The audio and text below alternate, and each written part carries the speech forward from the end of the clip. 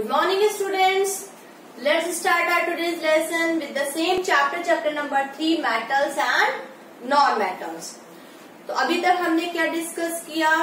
First physical properties of metals and non-metals.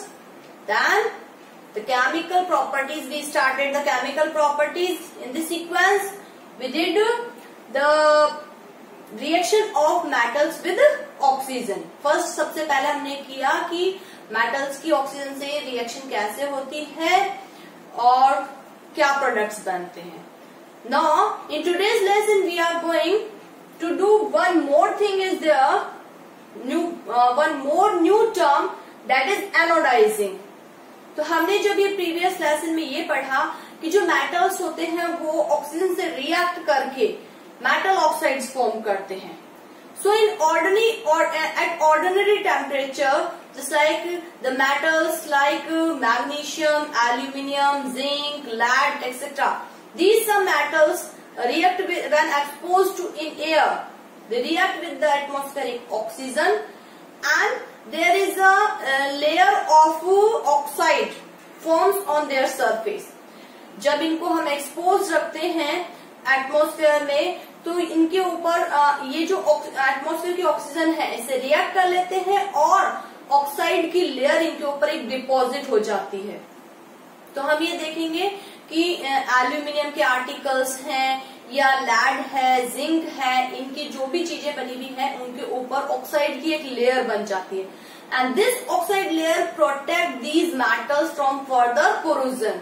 अगर मान लीजिए कि हमने ये कहा कि अगर मेटल्स को जब हम एक्सपोज रखते हैं एयर में या मॉइस्चर में तो वो कोरोड हो जाते हैं, जो कि हमने सेकंड चैप्टर में पढ़ा था.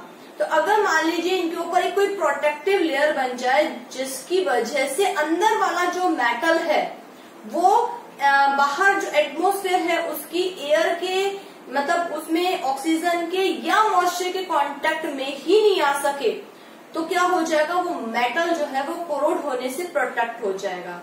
Now these oxide layers protect the metals from the corrosion. तो अगर हमने अभी ये बताया है कि जो कुछ मेटल्स हैं उनके ऊपर ऑक्साइड की लेयर बन जाती है when they are expose in the air. Expose रहते हैं तो वो ऑक्सीजन से रिएक्ट करके उनकी ऑक्साइड की एक लेयर बना लेते हैं और ये ऑक्साइड की लेयर ही उनको फर्दर कोरोड होने से प्रोटेक्ट करती है. इसी के सीक्वेंस में हम एक चीज पढ़ रहे हैं, एनोडाइजिंग. अब एनोडाइजिंग क्या है कि अगर हम जैसे कि एल्यूमिनियम आर्टिकल है, अगर हमने उसको एक्सपोज रखा तो उसके ऊपर ऑक्साइड की लेयर बन जाती है, एक थिन लेयर बनती है और जिसकी वजह से वो फर्दर कोरोजन से प्रोटेक्ट हो जाता है. अगर हम इस ऑक्साइड लेयर को थोड़ा सा क्या कर दें और मोटा कर दें, थिक कर दें, तो हमारा मेटल और भी ज्यादा क्या हो जाएगा, प्रोटेक्टेड हो जाएगा. So this process in which a thick coating of और thick layer of oxide of metal is formed on the metal that is called anodising. हम क्या करते हैं, मेटल पे जो ऑक्साइड की लेयर बन रही है उसको किसी न किसी तरीके से मोटा कर देते हैं जिससे कि और भी ज्यादा वो क्या हो जाए, प्रोटेक्ट हो जाए फॉर द कोरोजन से. This process is called anodizing. So it is the anodizing is the process of forming a thick oxide layer of aluminium. Generally हम ये किसके लिए यूज करते हैं, एल्यूमिनियम के लिए यूज करते हैं. तो यहाँ पे हम एल्यूमिनियम पे जो ऑक्साइड लेयर बन रही है उसको क्या कर देते हैं, थिक कर देते हैं और उसके फर्दर कोरोजन को रोक देते हैं. सो इसके लिए हम क्या करते हैं, that in this we use the aluminium as anode. इसमें हम इस प्रोसेस में हम क्या करते हैं, एज ए एनोड एल्यूमिनियम का कोई भी आर्टिकल ले लेते हैं और इलेक्ट्रोलाइट की फॉर्म में सल्फ्यूरिक एसिड ले लेते हैं, कैथोड किसी भी चीज का और किसी भी उसका ले लेते हैं सब्सटेंस का. और जब हम इलेक्ट्रोलाइसिस की प्रोसेस करते हैं तब जो एनोड है इस पर इस प्रोसेस में क्या प्रोड्यूस होती है, ऑक्सीजन प्रोड्यूस होती है. और ये जो प्रोड्यूस्ड ऑक्सीजन है ये इस मेटल से यानी कि इस एल्यूमिनियम से जो कि एनोड की फॉर्म में प्रेजेंट है उससे रिएक्ट करके एल्यूमिनियम ऑक्साइड की उस पर एक लेयर बनती जाती है और इतनी थिक लेयर बन जाती है कि ये उस एल्यूमिनियम आर्टिकल को फर्दर कोरोड होने से प्रोटेक्ट करती है। तो और ये जो ऑक्साइड लेयर है हम इसको डिफरेंट कलर लेके और उसको और भी ज्यादा अट्रैक्टिव बना सकते हैं। तो हमने क्या किया कि जो अगर नॉर्मल कंडीशंस में जो एल्यूमिनियम ऑक्साइड की लेयर बनती है उसको हमने क्या किया है, एक स्पेशल प्रोसेस से, एनोडाइजिंग की प्रोसेस से क्या किया है, एल्यूमिनियम ऑक्साइड की एक थिक लेयर को कोट किया है एल्यूमिनियम आर्टिकल पे। That process is called anodizing. And what is the purpose of this anodizing? To prevent the aluminium articles from further corrosion. उसको फर्दर कोरोड होने से बचाने के लिए हम ये एनोडाइजिंग करते हैं। Now the next thing is the reaction of metals with water. अब हम पढ़ेंगे दूसरी केमिकल प्रॉपर्टी कि किस तरीके से मेटल्स वाटर से रिएक्ट करते हैं। So we should know that when metals react with water they gives metal oxides and hydrogen. क्या बनाते हैं? मेटल जब वाटर से रिएक्ट करते हैं ये मेटल ऑक्साइड और हाइड्रोजन प्रोड्यूस करते हैं। और ये जो मेटल ऑक्साइड्स हैं अगर ये वाटर सोल्यूबल हैं then these metal oxide which are soluble in water they react with water and they give metal hydroxide। अगर ये जो मेटल ऑक्साइड बन रहा है ये सोल्यूबल है तो ये आगे और वाटर से रिएक्ट करके क्या बना लेता है? मेटल हाइड्रोक्साइड बना लेता है। क्योंकि all metals do not react with water. हमें ये भी ध्यान रखना चाहिए कि सारे जो मेटल्स हैं वो वाटर से रिएक्ट नहीं करते हैं। तो हमें ये ध्यान रखना है कि जो मेटल्स वाटर से रिएक्ट करते हैं वो वाटर से रिएक्ट करके मेटल ऑक्साइड्स और हाइड्रोजन बनाते हैं। और अगर ये मेटल ऑक्साइड वाटर सोल्यूबल है तो आगे और रिएक्शन होगी और ये मेटल ऑक्साइड वाटर से रिएक्ट करके मेटल हाइड्रोक्साइड बना लेगा। Now again I want to say that again the reaction will occur according to the reactivity series. जो एक्टिविटी सीरीज है मेटल्स की उसके अकॉर्डिंग होगी। Means the metals which are at the top they are highly reactive so their react is very violent, and as we go downwards in the activity series their reactivity decreases, and the metals that are present at the bottom of the series they do not react with the water। जो नीचे है activity series में वो water से react ही नहीं करेंगे। तो first of all we are taking the example of sodium and potassium. The sodium and potassium reacts with water violently.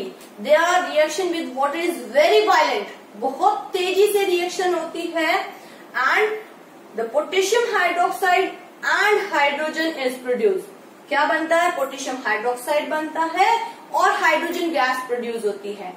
And this reaction is highly exothermic. You can see here that I have written plus heat energy. Means a large amount of heat energy is produced and this heat energy is so large that this hydrogen produced catches fire। ये जो heat energy है वो इतनी ज्यादा होती है कि ये जो हाइड्रोजन प्रोड्यूस हो रही है इस रिएक्शन में ये इमीडिएटली क्या करती है? फायर कैच कर लेती है। So when we put the sodium और potassium piece in the water they catches fire and the hydrogen gas also starts burning। तो हम ये देखेंगे अगर हम सोडियम और पोटेशियम के पीस को वाटर में डाल देते हैं तो ये इतनी वायलेंट होती है रिएक्शन और इतनी ज्यादा हीट एनर्जी प्रोड्यूस होती है कि सोडियम और पोटेशियम फायर कैच कर लेते हैं और साथ ही साथ जो हाइड्रोजन गैस प्रोड्यूस हो रही है वो भी स्टार्ट हो जाती है बर्न होना। और हमने यहाँ लिखा है क्योंकि ये बहुत ज्यादा रिएक्टिव होते हैं पोटेशियम और सोडियम ये क्या करते हैं? कोल्ड वाटर से ही रिएक्ट कर लेते हैं। Now come to the just below the sodium. अब हमारा जो कैल्शियम है ये क्या होता है कि ये भी कोल्ड वाटर से ही रिएक्ट कर लेता है। क्यों? क्योंकि ये भी क्या है? हाईली रिएक्टिव है, मतलब बहुत सोडियम और पोटेशियम की कंपैरिजन में थोड़ा सा कम, फिर भी हाईली रिएक्टिव है। ये भी कोल्ड वाटर से रिएक्ट कर लेता है और क्या बना लेता है, calcium hydroxide and hydrogen. But the heat energy produces not so large that hydrogen catch fire।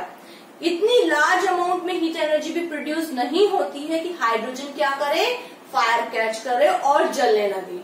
तो यहाँ पे कैल्शियम हाइड्रोक्साइड और हाइड्रोजन तो बनते हैं, पर वहां पे बर्निंग जैसी कोई चीज नहीं होती है। पर यहाँ पे एक नई स्पेशल चीज होती है कि ये जो हाइड्रोजन गैस प्रोड्यूस हो रही है, इसकी जो बबल्स बनते हैं, they stick with the metal surface. जो भी हमारा मेटल है, जो हमने कैल्शियम लिया है, उस पे स्टिक हो जाते हैं। And due to the presence of the bubbles of this hydrogen gas which stick with the surface of metal, the metal starts floating on the surface of solution। जो ये कैल्शियम है, ये क्या करते हैं, ये हाइड्रोजन गैस के bubbles इस कैल्शियम पे स्टिक हो जाते हैं, जिसकी वजह से कैल्शियम क्या करता है, इस सॉल्यूशन पे फ्लोट करने लगता है। So we can say that the calcium start floating because the bubbles of hydrogen gas formed stick to the surface of the metal। यहाँ पे रिएक्शन तेजी से तो हो रही है, पर इतनी हाईली एक्सोथर्मिक नहीं है कि हाइड्रोजन फायर कैच करे। सेकेंडली, जो हाइड्रोजन गैस प्रोड्यूस हो रही है, उसके बबल्स क्योंकि कैल्शियम की सरफेस पे स्टिक हो जाते हैं, the metal means the calcium start floating on the surface of the solution. Now let's discuss the reaction of other metals with water।